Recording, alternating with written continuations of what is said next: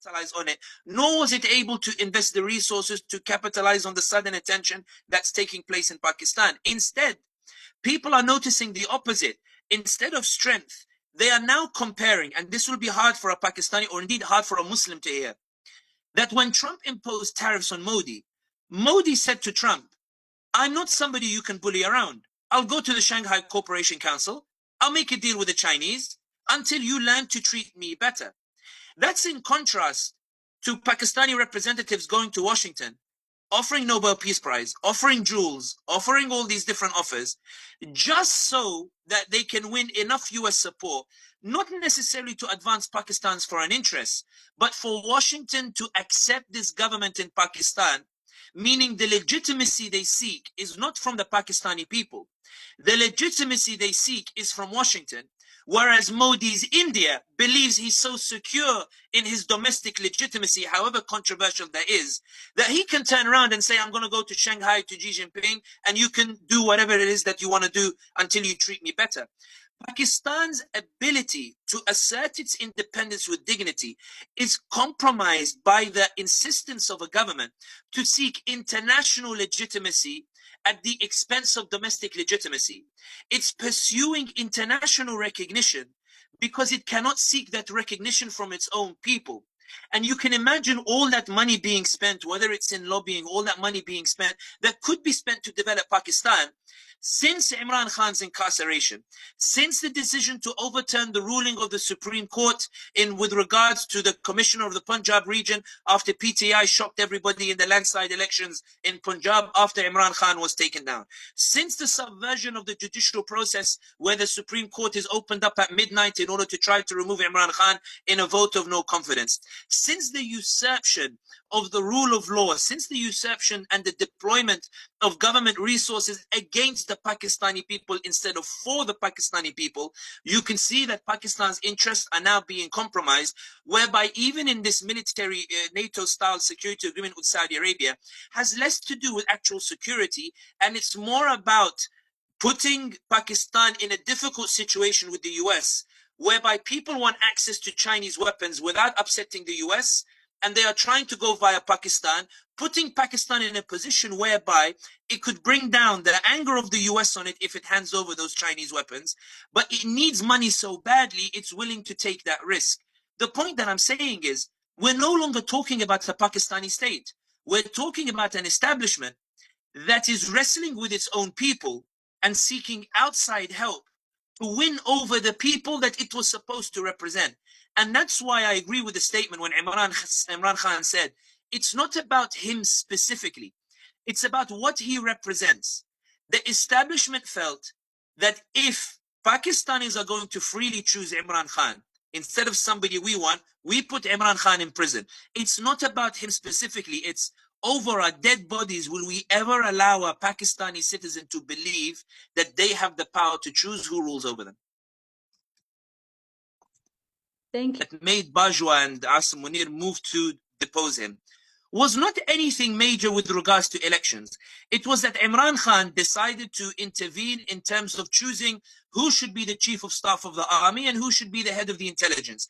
Something that the UK Prime Minister has the right to do. Something that the US President has the right to do. Something that French President Macron has the right to do. Something that in any democratic state, the elected head of state is entitled to do.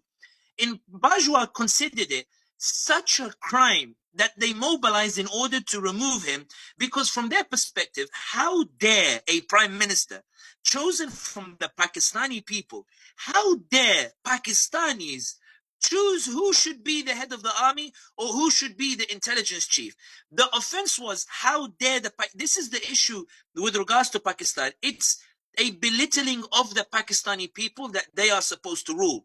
If you follow it in this framework, when Asim Munir now maneuvers for a new term, he's maneuvering for a new term, not on the basis of working for the Pakistani people, but trying to secure it and impose it on the Pakistani people? How can I wrestle and subjugate them in a way whereby they will have no choice but to follow me? Where the scenes of Zaman Park don't repeat themselves again, when security forces try to arrest Imran Khan, but I can't get through the masses of people. How do I make sure that people never again dare to oppose me? And that's the danger here. What's happening in that maneuvering is that what's being done is, how do I subjugate the Pakistani people? And as a result of that, that ends up eroding the institutions. It's a rewriting of the social contract. It means that you go towards this sort of dictatorship that eventually means that people get poorer, economic situation gets worse. Your foreign policy, you're no longer able to focus on it because 90% of your bandwidth is focused on the Pakistani people. Kashmir, you end up losing out to Modi when he imposes direct rule now on half of Kashmir, not because Modi is powerful, but because Pakistani army is distracted by trying to subjugate the Pakistanis. It has no time to focus on India or on Kashmir or on any of these places.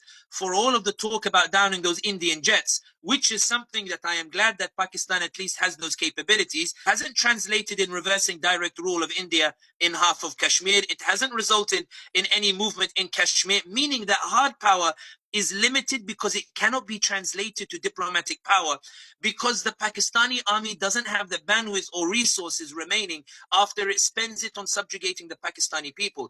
And here's what inevitably happens. Here's the sunnah of history. The sunnah of history is the oppression rises. People start to get upset. The oppression gets worse. People start to demand more dignity. The oppression gets worse. People start to demand a better way of life. Then there's more repression and more oppression until you have either situation like Bangladesh, whereby you have that the ruler is forced to flee and forced to go to India of all places, as opposed to fleeing anywhere else, as opposed to Dubai or some of these other places. You have a situation where the nation collapses. You have a situation of chaos. You have a situation where international powers then sweep in, either to carve up your state or either to dictate the future of your state. And all of a sudden, not only did the military dictators, or not only were they unable to win, but the Pakistanis also lost their stake in dictating their future as well. In the belief that you knew better than the Pakistani people, you not only lost yourself, you lost all of Pakistan, which is still, to be honest, sometimes some of my friends, they say my father is older than Pakistan. We forget Pakistan is a new nation. We forget that it's not a nation that's been there for centuries. It's still a baby nation. It's still a nation that is emerging. It's still a nation trying to find its feet. We assume it will always be there, but history shows that nations rise and nations fall. And the common denominator is that oppression. And I think the greatest risk is, Asim Munir believes that as long as Washington is on board, and as long as he presents himself as a potential proxy for US interests, and as long as he dances between China and between America, as long as he's able to sort of walk on that tightrope, then he will be allowed to stay in power. The point is, he's not looking for support from the Pakistani people. He's looking at from international support.